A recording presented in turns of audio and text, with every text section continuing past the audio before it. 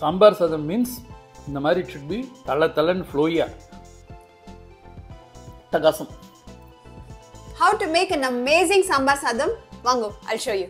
First ஒரு குக்கரில் அரிசி துவரம்பருப்பு நல்லா 2 வாட்டி களைஞ்சிட்டு அதில் தண்ணி மஞ்சள் எண்ணெய் போட்டு ப்ரெஷர் குக் பண்ணிக்கலாம்.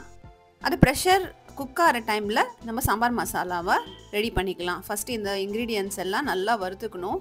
தக்காளி நல்லா சாஃப்ட் ஆகிற வரைக்கும் நம்ம குக் பண்ண போகிறோம். சாஃப்ட் ஆன அப்புறம் ஸ்விட்ச் ஆஃப் பண்ணிடலாம்.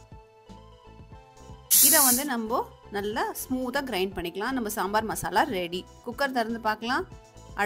ரைஸும் துவரம்பருப்பும் ரெடி ஆயாச்சு.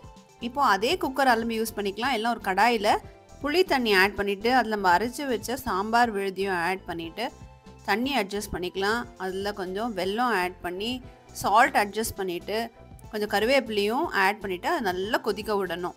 அதுக்கப்புறம் இப்போ நம்ம குக் பண்ண ரைஸ் தால் மிக்சர் இருக்கு இல்லையா, அதையும் ஆட் பண்ணிடலாம். அது நல்லா இன்னொரு 10 நிமிஷம் கொதிக்கணும். அந்த டைமில் நம்ம தாளிப்பு ரெடி பண்ணி தாளிப்பை வந்து இந்த சாம்பார் சாதத்தில் ஆட் பண்ணால் நம்மளோட டெலிஷியஸ் சாம்பார் சாதம் ரெடி ஆயாச்சு. இதை 10 நிமிஷம் மூடிட்டு அப்புறம் சர்வ் பண்ணி பாருங்கள். ரொம்ப யம்மியாக இருக்கும்.